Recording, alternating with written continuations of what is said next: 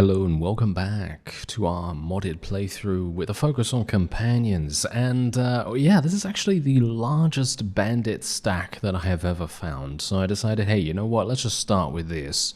And then I'm going to show you what has gone on. I've also installed a new mod. If you'd like to check it out, it's at the bottom of the mod list down below. It basically just makes it easier for me to equip the best possible items on our forces. And wait a minute, Commander is mounted? Me? No, that's Polmark. Okay, I made a bit of a yes, all right, let's just ignore that for the moment. I made a bit of a mistake in that regard because obviously I used the mod to equip people and I forgot to lock his cavalry slot. So that is something that I need to fix after this, but that is a very minor problem, of course, very, very minor. So not a terribly big deal, but yes. Anyway, I've been doing a little bit of testing with the new weapon, by the way, with the new dagger. And personally, I feel like it's actually really good. I'm not sure. I mean, maybe you can see. I mean, look at how much damage I'm doing right now. I'm doing so much damage. Obviously, bear in mind, these are literal bandits. You know, these are quite literally the lowest of the low units in the entire game. But if you take into account the fact that we're actually doing some pretty significant damage to them, we're doing, what, 60, 80 damage most of the time, I think that's actually pretty good, you know? If you think about it, that's actually not bad. And maybe we're going to be able to do a little bit better against armored units as well now. I mean, obviously this is very much a case of, oh yes, let's just hope, and maybe that's going to happen, you know, maybe it won't, maybe it will, but I'm very much hoping that it will. And there you go, that was a relatively easy fight for us, as you might expect, because of course these are literally just bandits. Or should we say, literally just looters, because obviously bandits sort of come in all shapes and sizes, but these are literally just looters. Someone actually mentioned very actually kind of poignant question. It's going to be pretty simple to those of you that have used this perk before, but you see this right down here. You can see if you mouse over, when you have the Steward skill, how much possible experience you can gain from the loot. Because I think your question was something like, is 1500 experience a lot for units? Now, in some cases, yes. So, for example, if you have a bunch of recruits, then 1500 experience, that's not bad, you know, that's okay, you know. Not the greatest, and certainly on the lower end, but it is all right, you know. But if you, let's say, I don't know, let's say you have 50 really high-tier troops, and let's say you have, I don't know, 100 recruits or something like that, you're probably going to be seeing experience in a large-scale battle against a Vassal or something like that. You're probably going to be seeing about 60 to maybe 80,000 experience in those cases. And that is when, oh yeah, that is when the experience really matters. Anyway, what we're going to do right here, you see these two new buttons? Yeah, these are the two new buttons that the mod has added. And what we're going to be doing is, boom, like that. Oh yes. That is what I like to see, and Polmark now has a new set of gear. Okay, so I'm going to actually have to unequip this from him, and we're going to lock his horse right here, because obviously these little 3 lines that you see on each of the slots, they are going to enable us to customize what kind of items we would like them to upgrade. So for example, I have locked my dagger because if I don't lock it, it is giving me a suggestion. So wait a minute, let me actually just try something here real quick. Let's put it on default. Okay, so let's see what it actually gives me. It's actually giving me this. Okay, I don't agree, okay? I don't agree. I'm not entirely sure why it is giving me a tier 1 weapon when this is... Oh, this is actually also tier 1. I suppose it's because the other weapon that it just equipped for me has 3 better stats rather than 2 better stats. So I can assume that's the reason, but I am valuing quite highly on the damage here me personally. So obviously that's the reason why the customization of the mod is a little required sometimes. You can't just blindly trust it to do whatever, because in the end it's probably going to choose something that you may not prefer to use. And in those cases you definitely want to lock your slots as much as you possibly can. Anyway, what we're going to do now is we're going to become a mercenary for the Aserai. I don't really want to become a vassal because generally becoming a vassal is a much more permanent solution, and I would like to be able to, well, I don't really want to float between the factions, I don't want to be someone that is just going to faction hop, basically. I feel like faction hopping, while it can be quite fun, dependent on, what you're actually doing in the game, I personally do not like doing that much. I much prefer, other ways of playing, and generally, I feel like being a mercenary is quite fun because then you have the opportunity to faction hop without actually causing a huge amount of drama. Oh, hello there. Where were you, sir? The manual laborer quest has appeared. Where was this guy, I don't know, an episode ago? Because this would be absolutely amazing for us, but, okay, fine. You know what? I'm gonna take it, but I am very, very unlikely to be able to complete this with a good resolution, to be honest, before the duration expires. I don't think I'm going to be able to do it, but maybe we'll be able to. I mean, it very much depends on what kind of quests are available in the towns nearby. Oh, caravan ambush, that is perfect. All right. Yes, you may need help with the problem, and so on and so forth. Help you myself, there we are. Okay, so caravan ambush, perfect. Alright, so there's also something else that I wanted to touch upon. Someone said that they looked it up, or they did some research on this, and companions with the scouting skill being relatively high, they are probably the most suited for a caravan leader, and that actually makes a great deal of sense. And I thought to myself, wow, that's actually really insightful, because scouting obviously provides you with greater view of, well, where you're going, and it's actually going to prevent the caravan leader from being ambushed by a number of various unsavory denizens of the world, i.e. bandits. And that's really going to make a huge difference. Anyway, there we go. We were able to complete the caravan ambush, and we already have 19 prisoners available, which is actually fantastic. So, apart from that, I guess what I could do is I could go back here, try and fight some additional, I don't know, some additional bandits, I guess. I mean, you can see here there are massive amounts of bandits in the desert area. And I could theoretically just run around this hideout here as well. And I mean, generally that's going to be super useful for us. And I mean, you look at that, another 17 prisoners. I actually wanted to just kind of demonstrate how this works, because Lundana, she doesn't have any riding skill either, right? Oh no, she actually does have riding skill. Oh, that's interesting. Okay, so yeah, she's fine to upgrade her horse then. That is absolutely fine. Anyway, I actually wanted to show you the power of the manual labor quest. I think I've probably done this in a previous series, to be honest. So if you have seen that, and you have seen a demonstration of the manual labor quest and how good it can actually be, then I apologize for doing it once again. But this is probably one of the greatest examples I'm ever going to show. And this is definitely something that you want to do. You know, if you're having difficulty, and I'm saying this more to people that have either just started playing the game or are sort of intermediate in terms of their skill, or you know, whatever. Maybe you're having some difficulties in general starting the game and getting a decent amount of cash together or whatever. And let's say you come across this manual labor quest, and then all of a sudden you think to yourself, okay, how am I supposed to get these guys? You know, how am I supposed to get them into my army and everything? And yeah, sure, you can go and fight some regular looters, right? Yeah, you can go and fight some regular looters, and that's absolutely fine and everything. However, we're going to need to go relatively soon.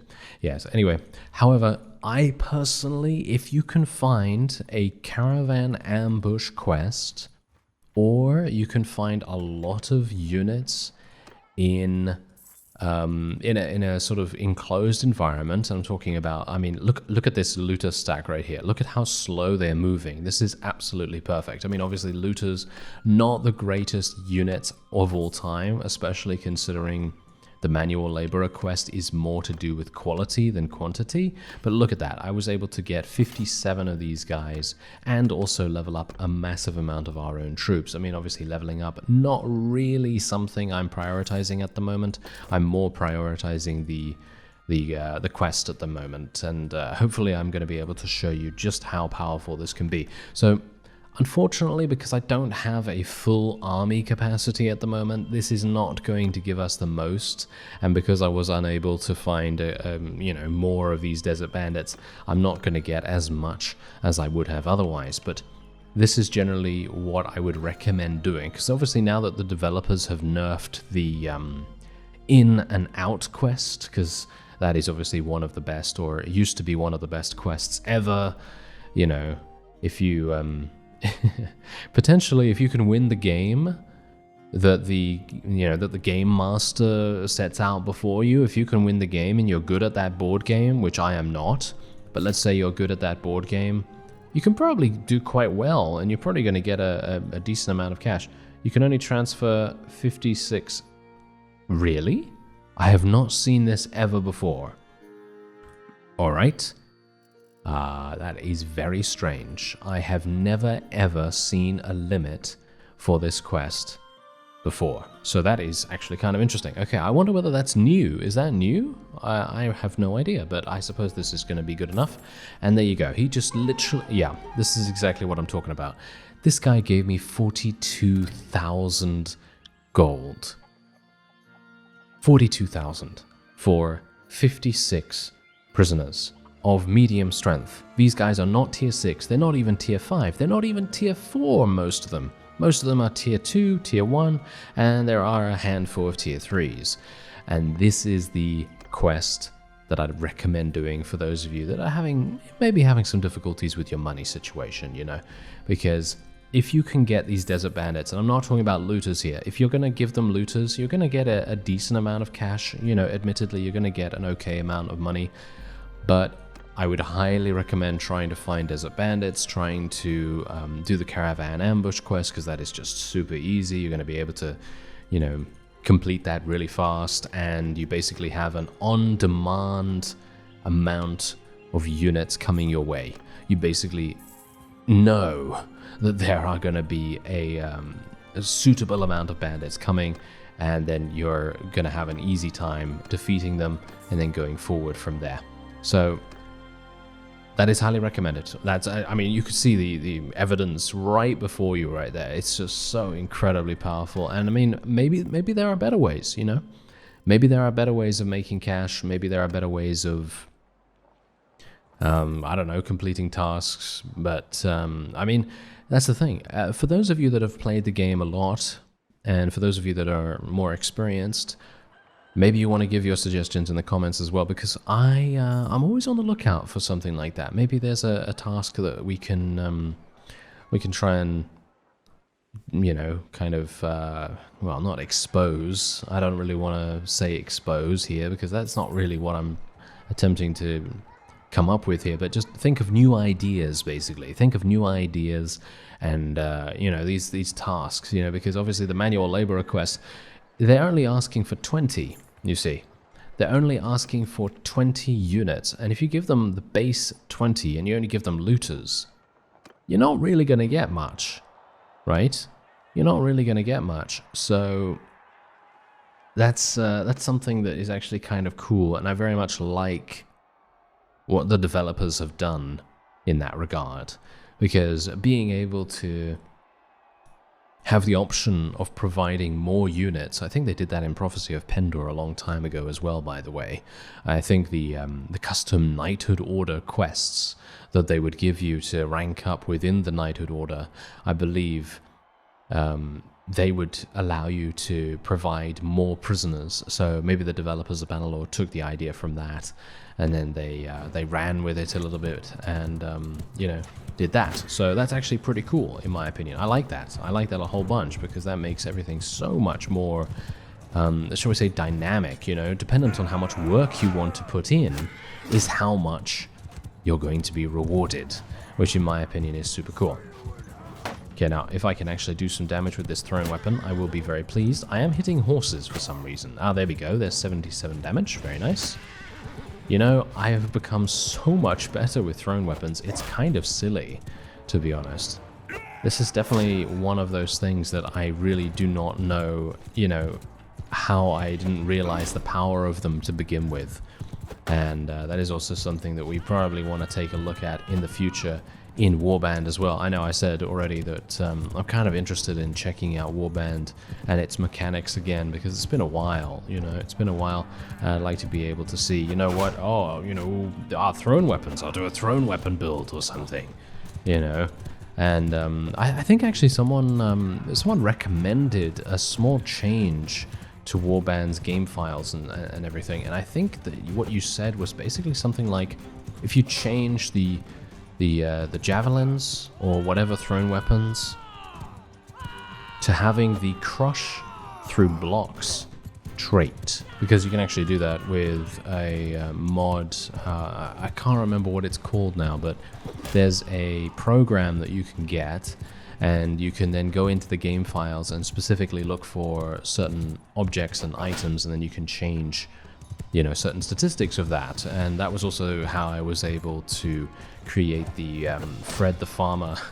do you remember that? If you remember Fred the Farmer, then props to you, really. Then props to you, because that was a very long time ago, and in general it was a kind of a weird beast of a series. Well, if you can really call it a series, because I think we had, what, 2 episodes or something of that? I'm not entirely sure, but if you remember that, I basically went into the game files at that time, and I just basically changed a huge amount of stuff about the various items that he was going to use, and basically made him into a beast of sorts, because he was using some items that were well, he basically looked like a farmer, you know, he looked like a peasant, he looked like a farmer, and he was quite obviously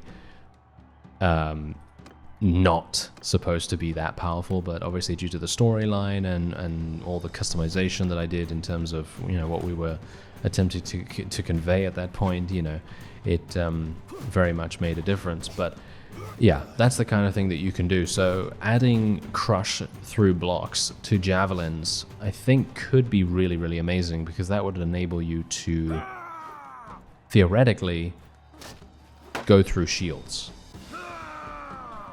Ah, this guy. Okay, Lundana, kill him, please. I would love it. I would love it if she would actually kill him. Okay, wait a minute. I stunned him. Go, Lundana, get him. Oh, okay, I am, this is, you know, I'm actually kind of worried now. Can I pick this up? Oh, I have to stop. No. Okay, wait a minute. Okay, I'm gonna do the thing, okay? I'm gonna do the thing where we run away and we attempt to, oh wow, she's really close. Okay, this is,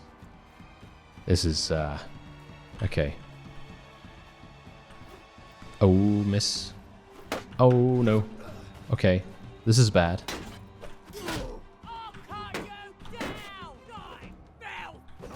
Oh, I can't believe it. Whew. Okay, I can't believe it. You know, I can imagine. Oh, no. Oh, she's on my team. Oh, she's on my team now. That's fantastic. Okay, wait a minute.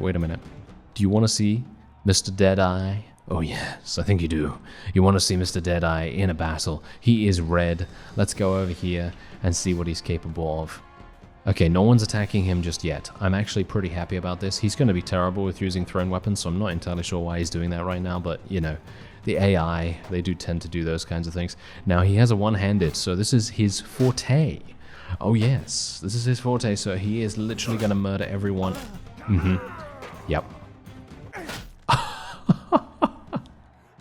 Okay, good job. Oh yes, okay, that's exactly what we want to see. Oh, but unfortunately now we are up against him. Oh dear. Okay, Lundana has a bow. Who else has the bow? I think it's the Azurai Master Archer, yes. What the? Oh, okay. What am I supposed to do here against this guy? I'm not entirely sure. Okay, whew. Okay, I can't believe it, to be honest. I really cannot believe it. That was absolutely insane. Okay, yeah, that is oh, that was worrying. That was very worrying indeed. Okay. Wait a minute. Let's see what we can do here. Okay, yeah, someone actually said I should fire back at them while they're throwing their thrown weapons at me, because they leave themselves open a little bit. Okay, so now here's the thing. The reason why I don't do that is generally because they are, well, Lundana specifically, at least. Oh, that was a nice hit. Oh, that was a nice hit. Okay, fantastic. Yeah, Lundana specifically does so much. I mean, basically they both do so much damage that I wouldn't really want to be in a situation where I leave myself open at the same time. That's the only reason why I do that. There's no other reason basically for it. Anyway, let's have a look here. Do we have any people with scouting? I'm wondering. No, but they are. I actually like this guy. I like this guy a whole bunch. I don't know whether you know, but he has 200 in two-handed. I kind of want to get him because I think he's going to be insane. You know what I mean? Like, if I get a really good two-handed sword or something like that, I think he's going to just murder everything in his path. I mean, if you can imagine Polmark and Lundana at the moment already showing themselves to be super damaging, but just think about it this way. Think about the fact that they are then going to have a guy with a massive two-handed sword who is going to be, you know, running alongside them in battle, and he's just going to cleave everyone, and it's going to be super fun. At least, I hope it is going to be super fun. So let's see what we can do here. Do I have a two-handed sword for him? I do not have a two-handed sword for him. I feel bad about that. Alright, well, we're just going to be equipping everyone with everything, as you can see right there. This is the mod that does this. It's a really amazing thing. Polmark has a new piece of armor, which is nice. We're wearing the new armor that we just gained from the tournament. Very pleased to see that. And Nolden very badly needs a two-handed. So let's go into the trade screen. And let's see what we can get him. I'm sure we can get him nothing at all. Yes, indeed. Wow. There are only one-handed swords. Yeah, there are only one-handed swords. And as far as I'm aware, there are only one-handed axes as well. Are you serious? Really? Okay, I'm kind of surprised about that. I was really thinking to myself, okay, yeah, we're going to easily be able to find something, right? But no, apparently not. Anyway, there's another 7,000 for us from the loot. And there's nothing really much for me to do here apart from recruit some people and then move on. Okay, wait a minute. I do want to speak to one of these vassals. Hopefully I'm going to be able to speak to this guy once he comes out. If he's actually going to exit. For some reason, he still seems to be in there. Okay. Oh, he's actually in an army at the moment. Okay, that kind of makes sense. All right, so, yes, I'm here to deliver you my demands. Yes, let me just do that. He has 1,400 combat strength. Let me just ask him exactly that. Okay, so wait a minute. What is this?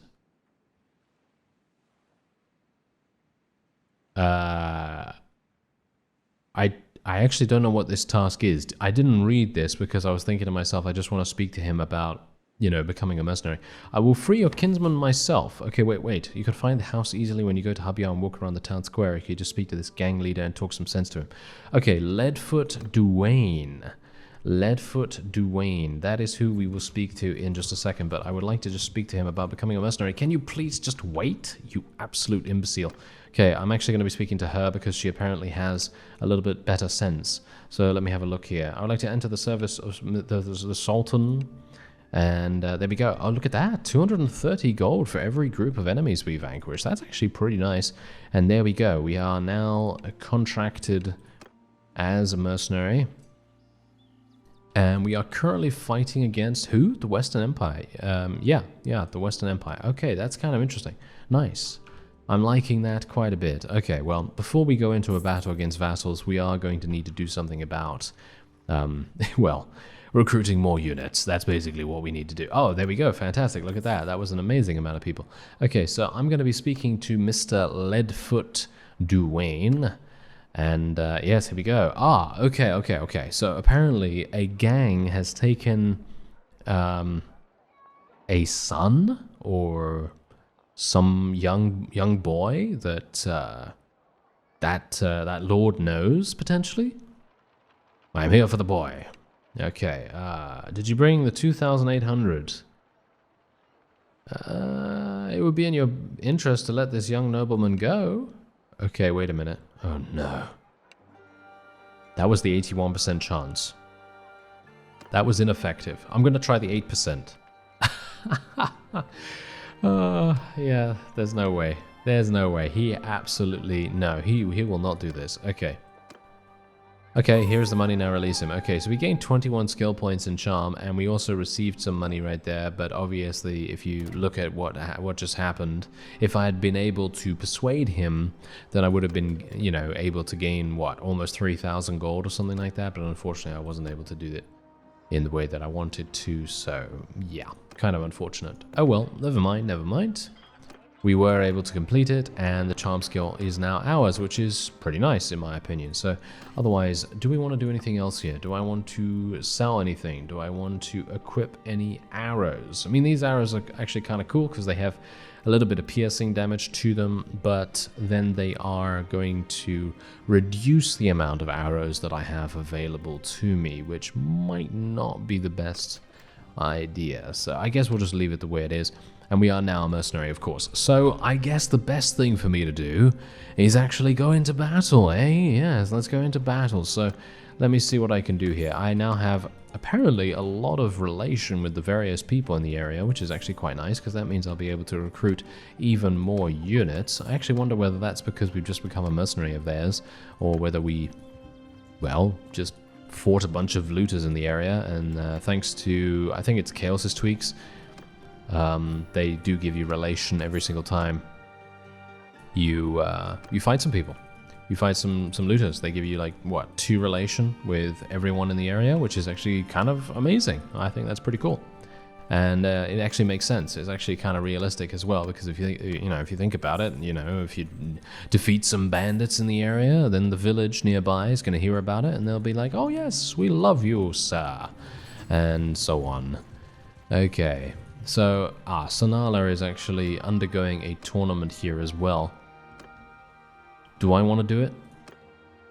Heavy Horseman's Mace. Might be good, actually. Might be good. The Heavy Horseman's Mace, I mean, you can see here. Not bad. Not bad. Alright, so Nolden. Oh, it's Nolden against Lundana. This might be really interesting. Okay, this is a 1 versus 1. Place your bets. Place your bets. Who do you think is going to achieve victory? Certainly no one is going to win by using a thrown weapon. That's all I can say. Or maybe not. Yeah, that's why do they question, why do they always do that to me? Hey? Why do they always do that to me? They always do this. They always just go like, he said that they're not going to end this with thrown weapons? Well, I'm just going to get myself killed by a thrown weapon. They always do that, don't they? Anyway, yeah, I guess I'll just bet on myself then. And we're up against some heavy cavalry. Might be slightly problematic. Okay, I'm just gonna...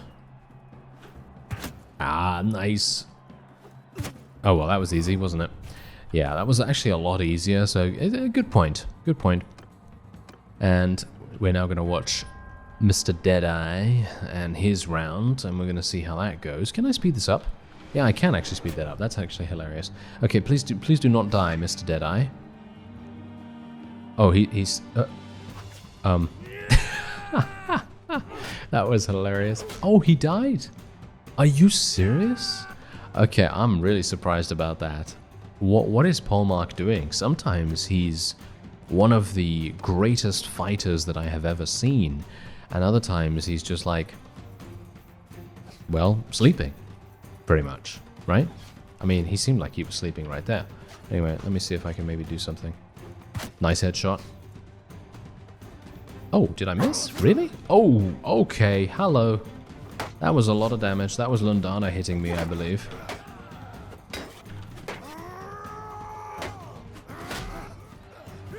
Okay. I'm going to have to use my athletics skill to run. Oh, there we go. Whew. Okay, that's not too bad, not too bad.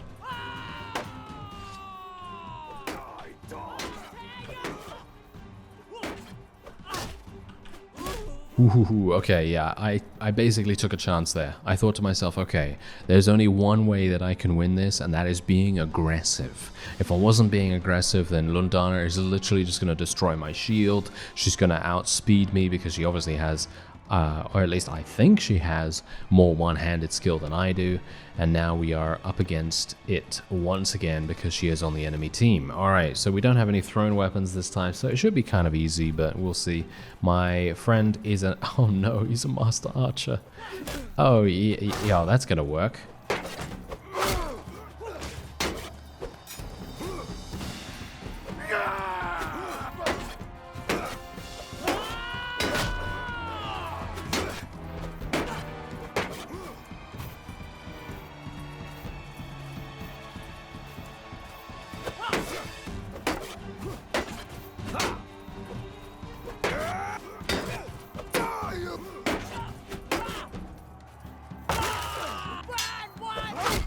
Ooh, okay. Yeah. Alright, so I don't know whether you could tell. I was really tense right there, but here's the thing. Did you see what I actually attempted to do? I tried to keep the Azarai Faris unit between me and Lundana, because Lundana hitting me is basically a death sentence, whereas if the Faris hits me, that's actually not too bad.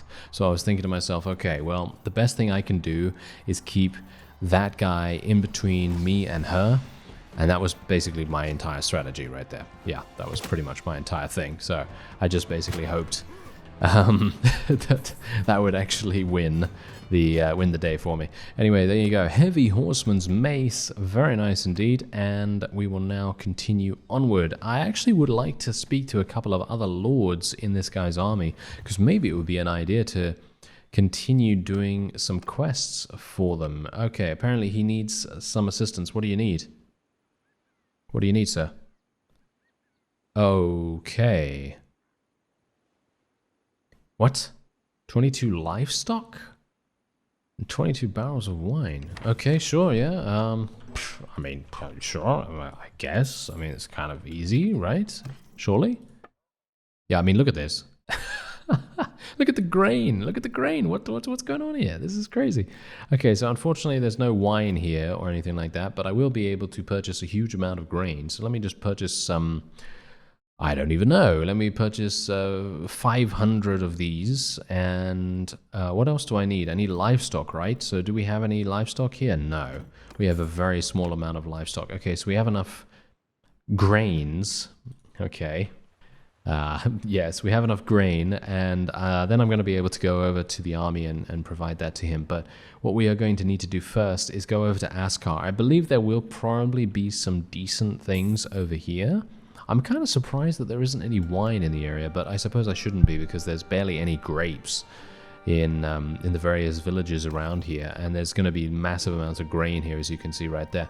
Okay, so it seems to me like we are going to have to venture further afield, which is a little bit worrying for me because I'm thinking to myself, okay, we have 13 days. These are both optional as well, by the way, but I think I'm going to be able to complete it relatively easily. It is just a case of me finding the correct town to go to. I mean, look at these guys. They have olives. I thought they actually had grapes for a second. Okay, well, never mind. Yeah, this might be a bit problematic then. I might not be able to do it. Maybe Kuyaz is going to be okay. I think Kuyaz will probably be a little bit easier to find things at because it is next to the border. But let me see. Not really. What about wine? No, wine is not going very well either. I'm going to buy some fish though, and I will buy a couple of mules too because I do need the carry capacity. I have a lot of I have a lot of money right now, surprisingly. I mean, I suppose I shouldn't be so surprised considering we did just make, what, 43,000 or something from that one manual labor request, but still, I'm kind of surprised that we still have it, pretty much. That's generally what I'm thinking about there. Anyway, let me actually just take a quick look. Ah, here we go. There's a village. Perfect. That is a village that I want to go to. That is a sheep village. There's a hog village over there as well, so I might be able to buy some. Are you serious? You literally only have 9? This is your entire purpose. What are you doing? You absolute imbeciles. I have no idea what they're doing, but oh well, never mind. I guess it will have to do. Ah, this is much better. There we go. 24 hogs. Great. Oh, wait. There's some grapes there as well. There's some grapes. I wonder whether they make the grapes into wine here. No, they do not. That's actually kind of sad. I feel like they should probably make them there, but I assume it's the nearby town. So we're going to have to go over there real fast. Oh, there's so many grapes in the area. Look at that. Okay, so there should definitely be some wine around here. Surely? There we go. Wine. Fantastic. Okay, yeah. I was actually looking for the wrong model, if you can believe it. Yeah, I was actually looking for the model of the olives and the beer and stuff like that. I wasn't actually looking for this model, which is kind of hilarious. Okay, so I think we're pretty good. And I have everything that they needed. So he is all the way back here. I'm kind of a bit worried that he's going to be defeated by the... Are you... What? Why? Why does that always happen to me? Look at this.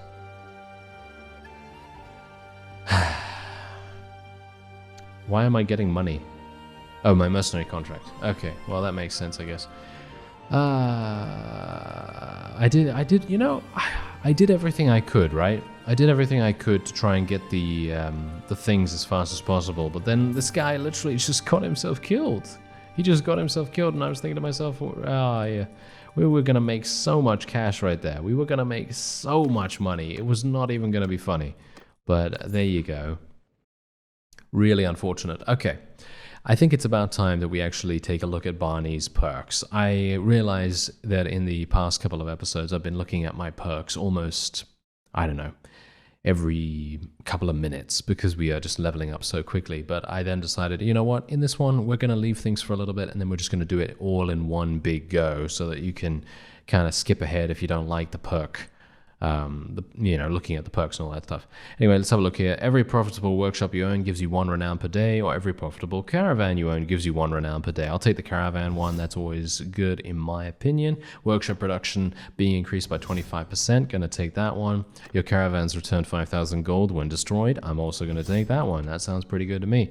And then we have leadership here. Raise the meek is what I'm going to be... Actually, no, you know what? I'm going to take combat tips. Because increasing recruit level of units of the same culture from NPCs, that sounds pretty good to me. If it levels up tier 2 units to tier 3 and so on and so forth, then I'm very happy with that. If it doesn't do that, then, well, anything is better than nothing, I suppose. And we are going to be taking Doctor's Oath, I believe, because medicine recovery chance applies to enemies too, which means you're able to take more prisoners, and you also increase your max health by 5, and that's always... I mean, it's pretty minor, to be honest, but it is a little bit better than nothing, I guess. Anyway, increase recruitment level from urban notables by +1. Increase recruitment level from rural notables by 1. This is actually one of those secondary reworks that they seem to have done with the charm perk trees, and I personally like that a whole bunch. So I'm gonna see what we can do here because there are a number of other things that we can go for too. For example, 50% less influence cost to initiate kingdom decisions. 30% less influence cost when voting for proposals made by other people. Pretty nice, right? But what I'm mostly looking at is the recruitment level. So I'm probably gonna go for recruitment level from urban notables. That means from towns. And I'm going to go for +1 there, because that basically means that if I go to a town that is the same culture as me, thanks to the other perk that we just gained, as well as this one, they are going to have a +2 to their recruitment level. So hopefully that's going to give us some really nice units there. Otherwise, we have athletics here, increase your hit point regeneration while waiting in settlements, or increase your hit point regeneration by 10% while traveling. Going to take the while traveling one, as you know, I much prefer that. And throwing skill, deal 40% more damage with throwing weapons against horses. I will be taking that. Actually, I'm looking at the secondary one as well now that they've implemented that new formation / commander thing that you can do in combat. Kind of like flexible fighter, because infantry gaining +15 to all control skills, which in my opinion is not really that good, but the ranged troops gaining +15 to all vigor skills, that could be quite good. In other words, all archers gain 15 to one-handed or two-handed or polearms or whatever. And I think that's actually kind of nice in comparison to the secondary effect of the hunter skill, which is 8% more damage with throwing weapons against mounts for your troops. That is very minor, not very useful at all, so I'm actually going to take flexible fighter here. We'll see how it goes. Then we have bow skill. Obviously, we are going to be primarily using a bow, so this is probably going to be kind of good. Decrease your bow accuracy loss due to rotating by 50%. That could be quite useful. And increase your bow reload speed by 25%. I'm liking rapid fire, actually, because reload speed, I think that's kind of fun. And also, troops in your formation have their bow reload speed increased by 5%. So that's pretty good.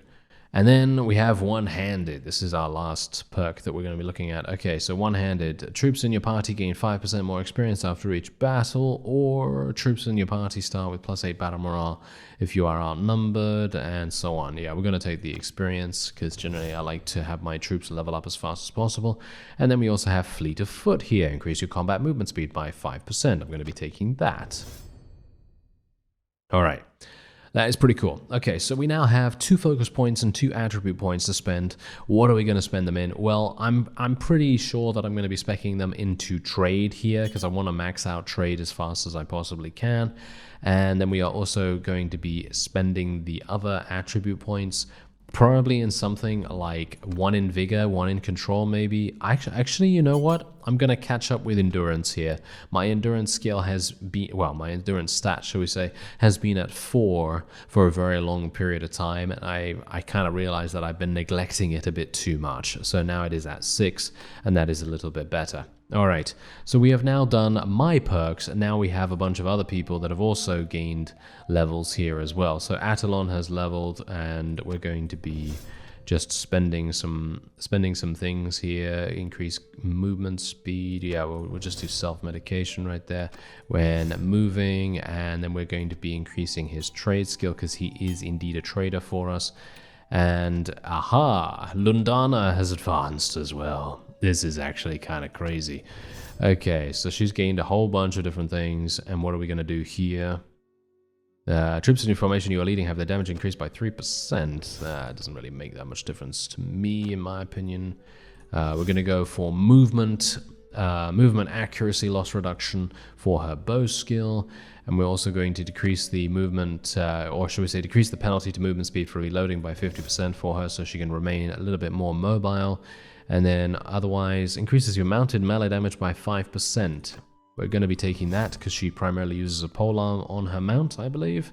And we're going to be going for Fury as well with the athletics skill. Otherwise, she doesn't have any perks to spend on, doesn't have any focus points to spend, unfortunately. And then we have Mr. Polemark himself. So what are we going to be going for here? He doesn't use throwing weapons. So him having throwing weapons is basically pointless. We're going to go for the same thing that I took, which is flexible fighter. Increase, their skills by the opposites skill focuses, I suppose you could say. So in other words, infantry gains ranged stuff, and ranged gain infantry melee skills. You know, those kinds of things. And he is a crossbow user, so this is actually going to be kind of important. Shield on your back has a 75% chance of blocking projectile damage from behind. That's actually pretty effective. And the other choice is crossbow hits dismount enemy cavalry when they deal damage over 25% of their hit points. Also, crossbow equipped troops in your formation gain 10% damage with crossbows. I'm going to be taking hammer bolts. That sounds like a super fun idea. And we now also have the ability to provide him with some riding skill. He apparently leveled his riding skill up so dramatically. I have no idea how this was even happening, but okay, apparently it has. Mounted infantry, increase your party speed, decrease accuracy penalty while mounted, I guess. And if you join an ongoing battle of your allies, your party starts with +10 battle morale. Sounds pretty good to me. Okay, so we are now going to level him up in something. So does he actually have a mount? Because as far as I'm aware, I don't think he does. And I think he just gained that from... no, he just gained that from tournaments. So that is actually hilariously useless. So I'm going to be increasing his athletic skill here and his endurance. That seems to make much more sense. And Hologen has also advanced in level as well. So we're just going to be going for deflect, swift strike. In tactics, we're going to be going for infantrymen suffering 10% less damage. We're going to have movement speed increased during nighttime as well. Her trade skill has gone through the roof, which is absolutely amazing. Look at that, 165 in trade. That is amazing. That is super nice. And we're going to be going for toll gates with her. Every profitable caravan. It doesn't really matter either way, to be honest. Increased tariff income, I suppose. Yeah, this doesn't really make that much difference, and her athletic skill will be increased as well. Medicine skill, we're going to increase her healing rate and all that stuff. And then we're going to be increasing, once again, her trade skill. There we go. And I believe that is it. Okay, so Nolden, wow, Nolden has 10 in vigor. I couldn't even believe that when I saw that for just this second. Okay, that's actually kind of crazy. I'm going to go and, well, I'd actually like to fight this guy. Okay, never mind. Never mind. Leave me alone, sir. Leave me alone. Oh dear, I'm dead.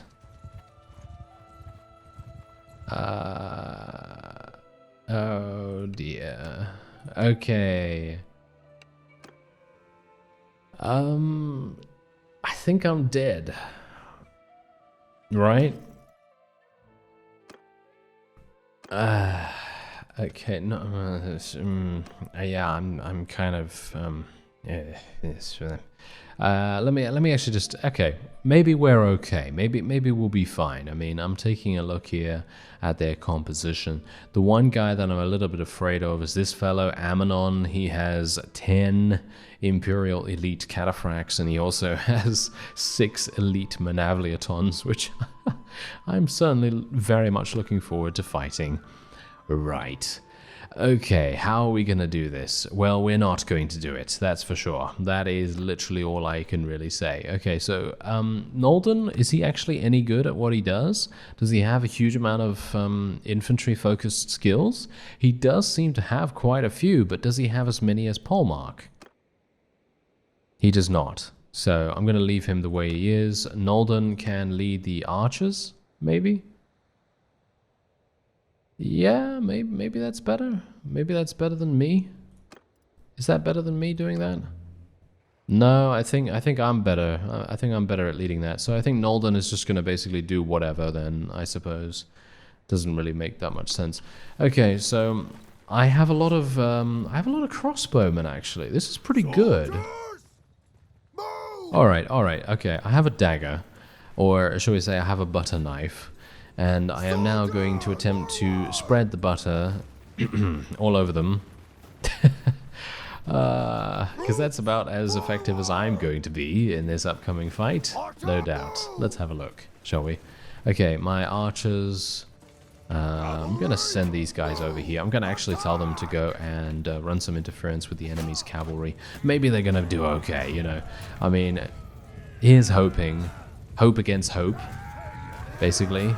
That our forces will actually be able to do something here. Ugh. Yeah, I mean, I might as well not even bother shooting my bow at the moment. I mean, my bow is really, really awful. Okay.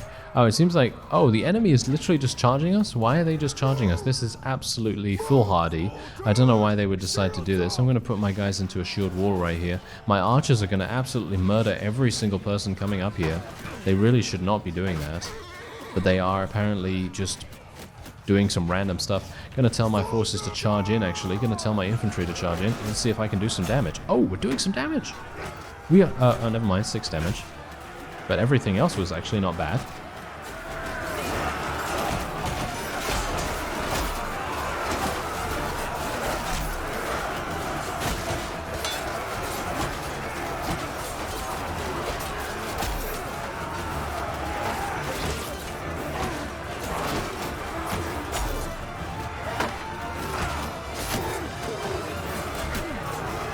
Alright, so not bad. Not bad. Well, I was about to say not bad, because I actually survived for a lot longer than I thought, and I actually did a sizable amount of damage. I mean, not really, right? Not really. Okay, so we are actually achieving victory here. You know the reason why this is happening? Because these guys literally just charged straight at us. That was it. You know what's really funny about this? The AI is super weird when it comes to these kinds of situations, because for me, if I was them, you know what I'd do? I would literally just wait here. I would literally just wait here on the high ground. Wait right here. I mean, that's where we spawned all the way over there. I mean, if you take a look, can I show my cursor? Yeah, I can, kind of. Anyway, you see where Barney's name is, basically? That is where we started, all the way over there. And these guys started all the way here on this hill, and it kind of makes me think to myself, okay, well, why would they move? There's no reason for them to move, and in my opinion, they had the advantage in every single respect, but they decided that they would just throw all caution to the wind. Oh, here we go. We finally have a couple of people that can level up. I was actually wondering whether Distinguished Service was working, to be honest, because it hasn't been working all this time. So I'm really, really happy to see this. Okay, so I can choose up to 2 to fight at our side as a companion. And we're going to be taking a Mamluk Palace Guard. They all have 5 kills as well, by the way. Oh, these guys have 6 kills. Gonna give that guy 1. There we go. And here we are. Okay, so Thul al-Sharasa has finally found glory on the battlefield. Before this, and besides training for battle, they did all of this. I have no idea. I really have no idea, because this is what's really cool about Distinguished Service, by the way. You can basically choose what you want them to be. I actually think it would be really cool if they would get 100 in athletics, but I'm thinking if they have the ability to gain more one-handed skill, then I would much prefer them to have that, but I don't think they have the possibility of getting it. So I'm going to go for plus 100 to athletics, and we're going to go for the same thing with the other guy as well, because I believe that they are both on foot.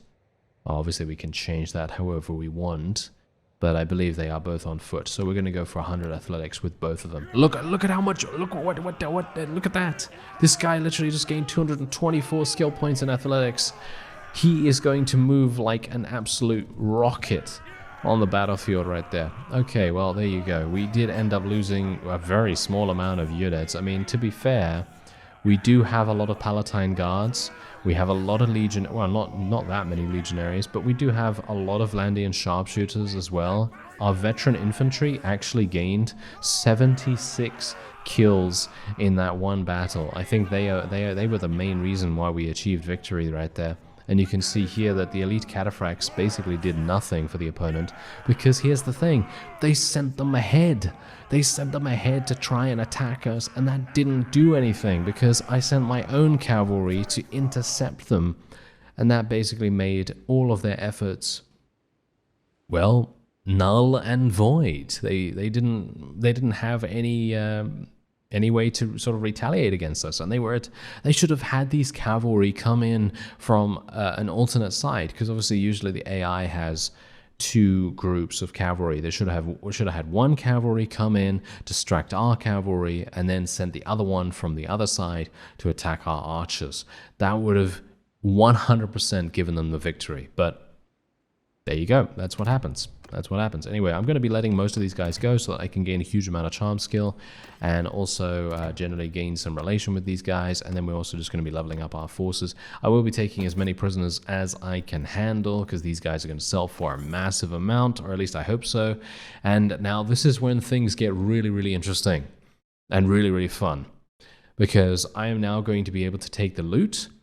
I mean, obviously, if you take a look here, we are basically almost capped out in the amount of experience that I can potentially donate to our troops. I know earlier in the episode I was talking about how, you know, someone asked about 1500 experience. Is that a lot? Is that good? You know, sort of thing. But here's the thing. This is obviously really good. This is very much near the maximum that I can even donate.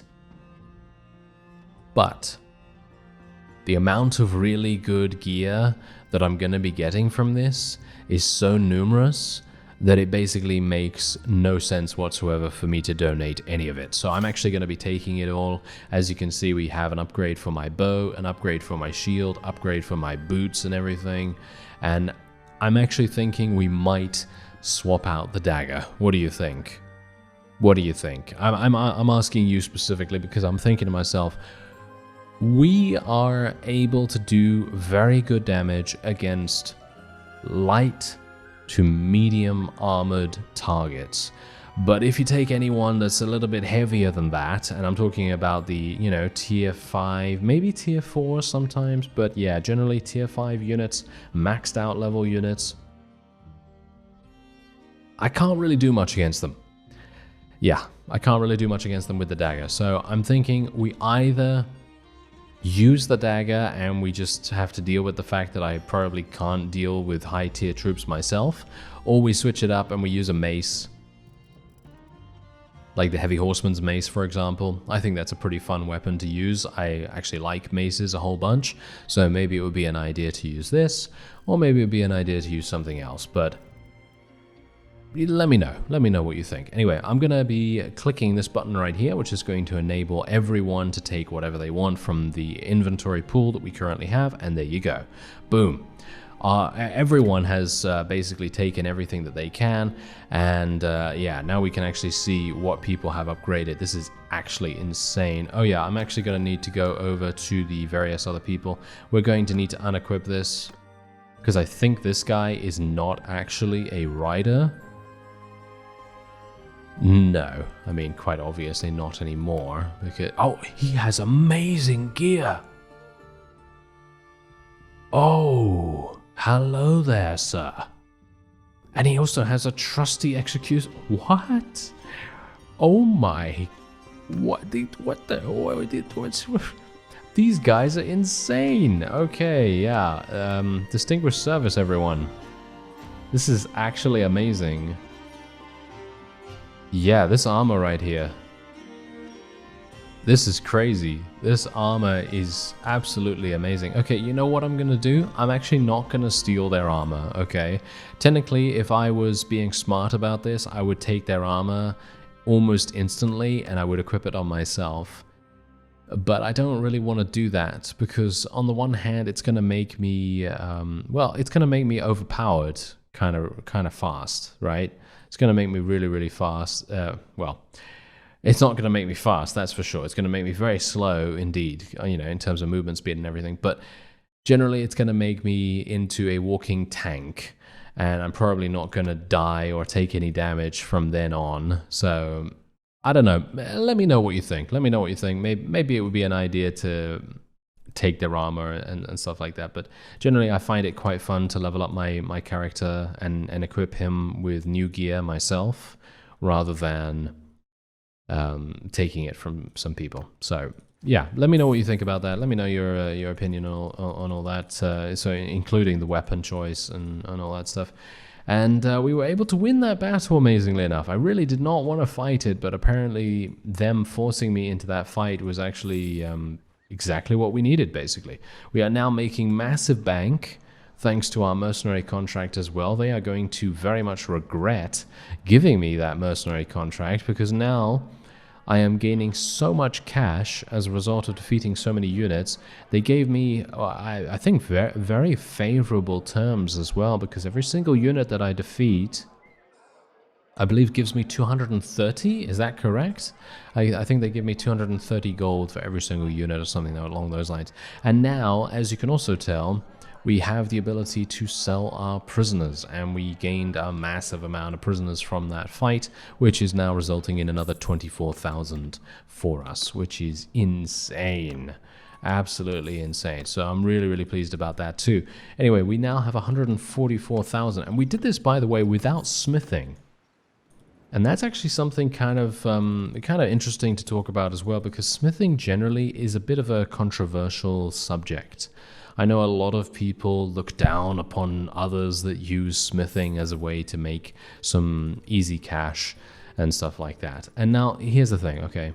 I think smithing is perfectly fine to use if you want to. I really don't mind. I mean, that's not really for me to say. You know, if you find it fun to make weapons, if you're role-playing as a merchant, maybe you're role-playing as a blacksmith in a town somewhere, and you know, you're doing that kind of thing. I think that's actually kind of fun. You know, I think that's kind of cool.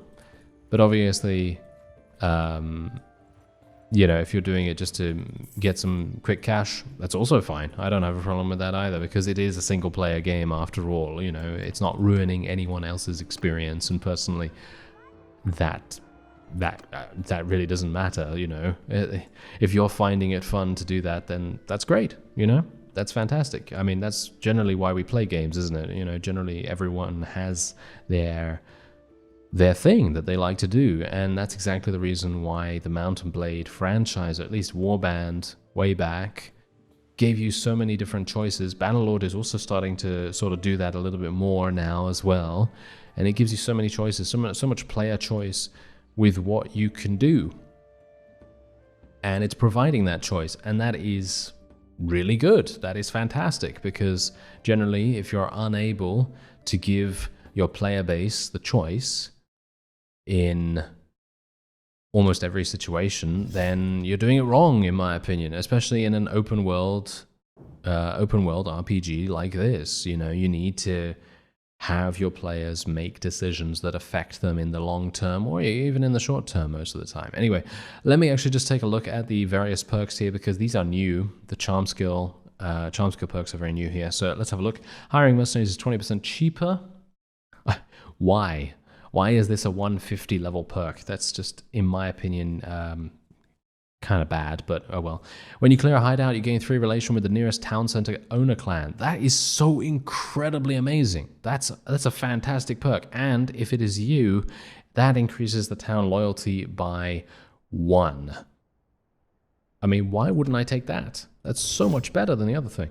Anyway, when voting for a proposal you support fails, recover 100% of the influence spent. That's very powerful, and gain additional relation when you increase relationship with merciful lords. That's also amazing.